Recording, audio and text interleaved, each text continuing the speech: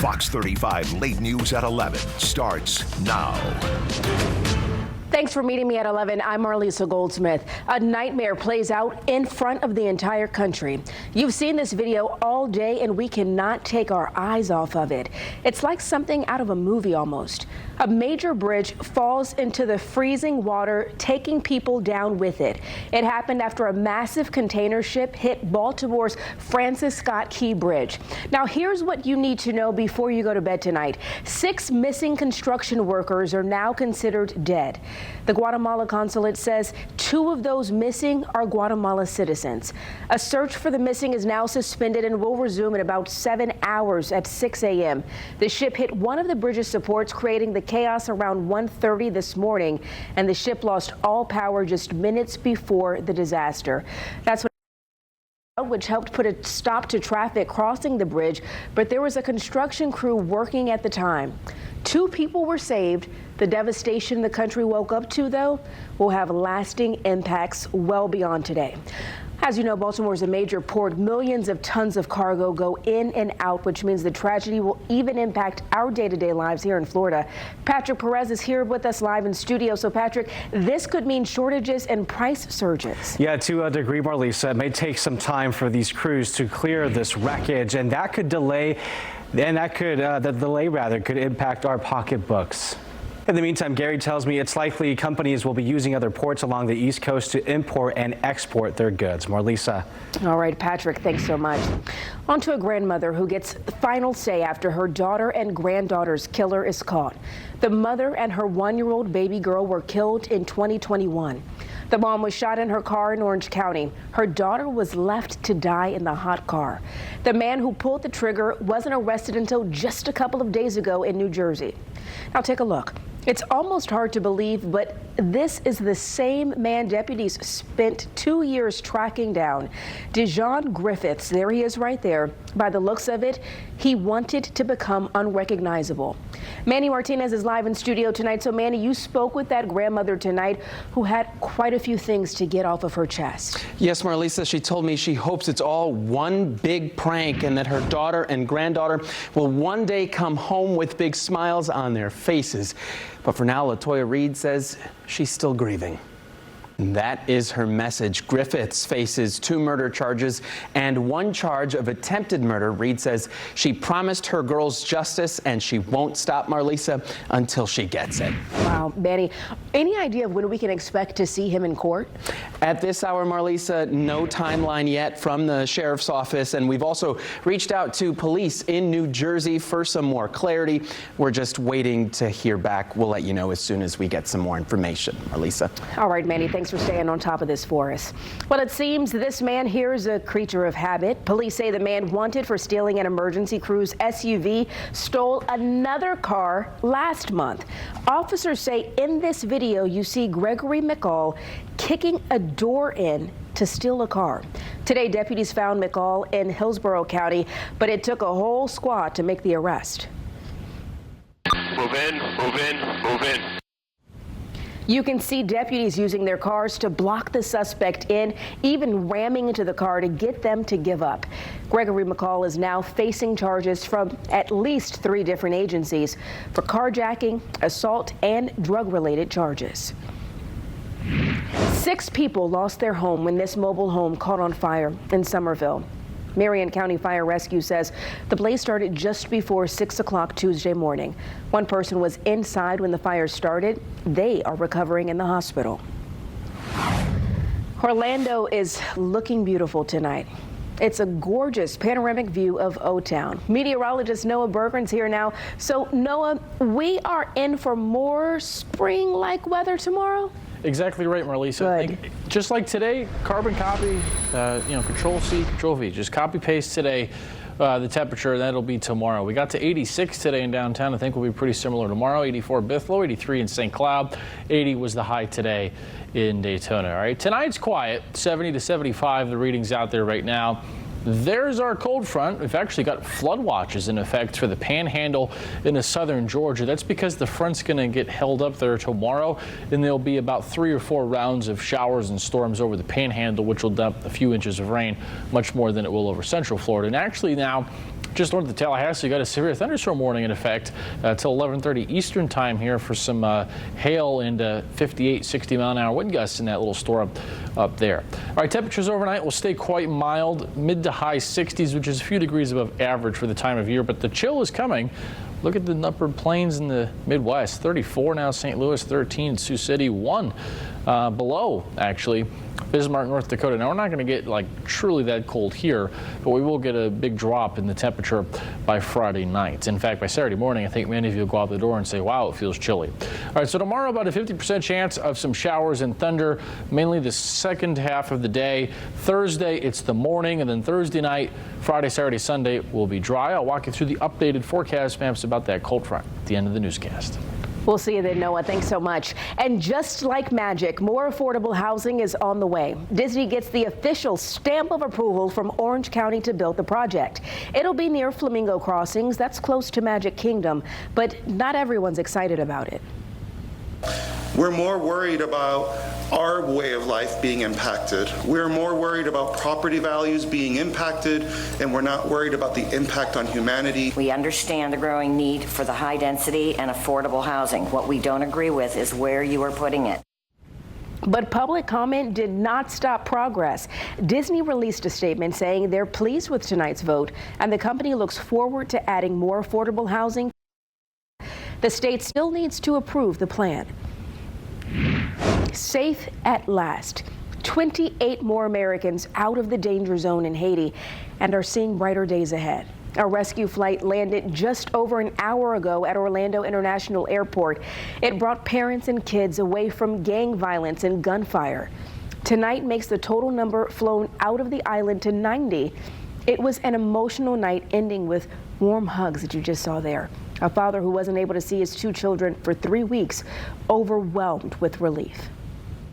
We are one of the lucky few to be able to be reunited with our kids through this program, and very grateful, very grateful. Another flight bringing more Haitian rescues to Orlando is scheduled for tomorrow. If all goes well, Florida's Division of Emergency Management says we could see double the amount of rescues we saw tonight. All right, Mr. Bad Boy himself may have actually been a bad boy. Both P. Diddy's homes were raided by Homeland Security yesterday. One was in Los Angeles, the other down in Miami. Take a look at this video here from TMZ. You can see agents using a boat to get to his mansion. So here's what we know about the investigation at this point. It started in New York. It has to do with sexual abuse allegations.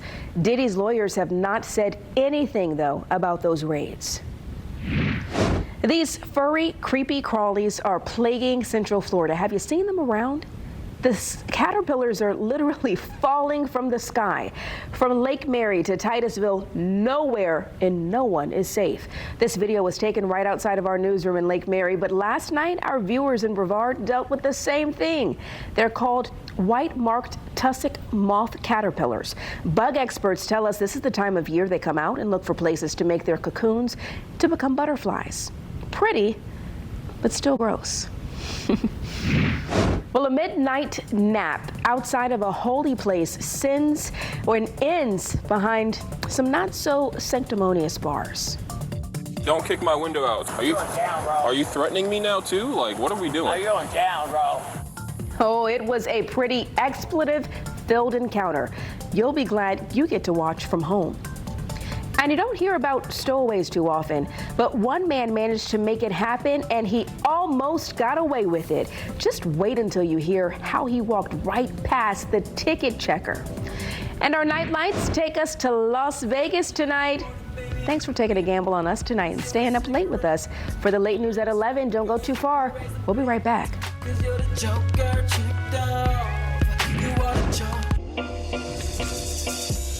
We got something better. This is Good Day Extra, where we kind of give you the behind the scenes. We should mention, you've got a good crowd today. Multiple generations. Yeah, this is a commercial mission. Identifying this person wearing black.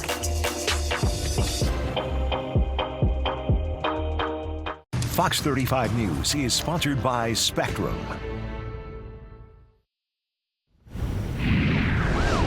A police officer view turns into a cuss-filled rant. A man drops F-bombs and swear word after swear word because he was apparently upset with Flagler County deputies. He even tried to kick them at one point. Randy Hildreth takes us to the action. Wow. And if you thought that was wild, wait until you see a joyride in a front loader. Now, the craziest part, a garbage man actually had to help police stop him. Rob Dorenzo walks us through the chase. Talk about a wild story. Here's another one for you. It's not every day you hear about stowaways on airplanes. Well, because security is pretty tight, right? But one man actually figured it out. This happened after Southwest canceled his flight. He was supposed to wait at an airport in Utah for the next one out, but I guess he didn't feel like waiting because he ended up taking a picture of someone else's ticket and hopping on a Delta flight. Take a closer look here. Security cameras even caught him taking the picture. There he is right there. You see him? The man hid in the plane bathroom since there were no empty seats on the plane. A flight attendant caught him, though, just in time before takeoff. He is now facing federal charges. A sign of success. A former Knight is taking a piece of his time at UCF with him. How socks helped him buy the team's old basketball court. And if you're looking for the hottest date nights or maybe the best place to hang with your girls, our next local influencer is your one-stop shop, and she is telling us all her secrets to online success. Fox 35 News is brought to you by Morgan & Morgan, America's largest injury law firm. If you've ever been looking for something to do, maybe had no idea where to start, social media probably has the answer. Whether you're looking for a date night, girls' night, or wanting to try a new restaurant, the Orlando Queen knows exactly where to go at all times. Kyla Sine is joining us now. How are you, Kyla? Great. How are you, Marlisa? Good. Thank you so much for being here. Perfect. Thank you so much for joining us here on the Late News. It was a pleasure meeting you. Oh, it was so nice meeting you. Thank you. We had such a good time with her. Well, get this, a sock company is getting a foot up on the competition. Rockham brought UCF's old basketball court to their company headquarters in Orlando. And get this, the company CEO was actually a student manager for the basketball team. Rob Starkman even started his sock business right out of his dorm room. He says it was only right to bring a big piece from his college days to his headquarters. We were originally just going to find a way to make our own and put it in there, and you know, when the opportunity arose that we could actually get the court that not only UCF played on, but the court that we started on, we just went to any lengths to get it done. Now, the company's pretty big. It's partnered with the NBA, Disney, and the NFL.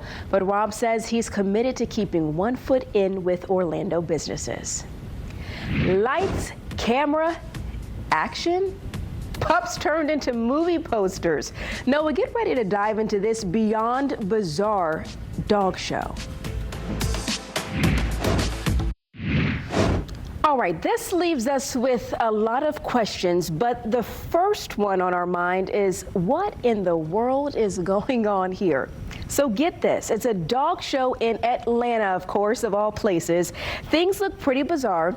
The groomers, they transform these dogs into movies. As you can see, movies from Shrek to Alvin and the Chipmunks, Super Mario. More than a dozen standard poodles became iconic movie posters and characters. The groomer says this was all non-toxic and non-permanent, so don't worry about that. And the dogs went back to looking like their regular self right after.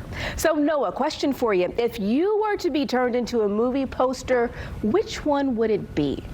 Which do you think it'd be? I want to hear if you had to guess. Any weather themed? No shade. What about Napoleon Dynamite? Oh, that's cool. You know, Good? I actually didn't think of that one. I love that movie. Say King Kong and The Godfather, just because they're two of my favorite movies. And both movie posters are pretty cool. I don't know why. Maybe the Jaws one too. It'd be a cool one to fit in with the giant shark with the movie theme poster. I actually don't know what the Twister. So the one I should have said is the Twister. Heck, me being me, I don't know what that movie poster looked like though. I don't remember off the top of my head. Tomorrow we're going to have some showers and storms in the afternoon and evening. Thankfully no Twisters in Florida. Thursday we'll start with clouds and showers and this pushes east, and then we'll get clearing in from the north. And Thursday night, Friday, Saturday will just be pristine. All right, tomorrow evening, There could be a severe storm or two in the areas in green from Duval County to about maybe New Smyrna Beach and then along I-4, then back towards the Clearwater area. Here's how I see this playing out tomorrow. It'll be dry areas around the city through the morning, the midday, the early afternoon. Gainesville up to Duval County, some showers and storms during the day. And then as we go through the evening, we'll keep an eye on things and see if any of these showers decide to come in from the west. I think they will, but I don't think this severe aspect is going to be too widespread. All right, so for Easter Sunday, it looks great. 57 at 8, 77 at noon, 82 by 5. Just a slight southwest breeze, 5 to 10 miles an hour. Through the day, no chance of any rain for your Sunday, which looks pretty good. All right, so to recap tomorrow, showers and storms late afternoon into the evening, some more Thursday morning. They're done by noon Thursday. Then Thursday afternoon, it rapidly clears and it's totally sunny by Thursday evening. Breezy on Friday, 77, 80 Saturday, low 80 Sunday. Then it will turn hot towards the middle of next week. Marlisa? Hot, hot, hot. That's how I like it. Thanks so much, Noah, and thank you for meeting us tonight at 11. Hope you have a great night and an even better tomorrow. We'll see you then.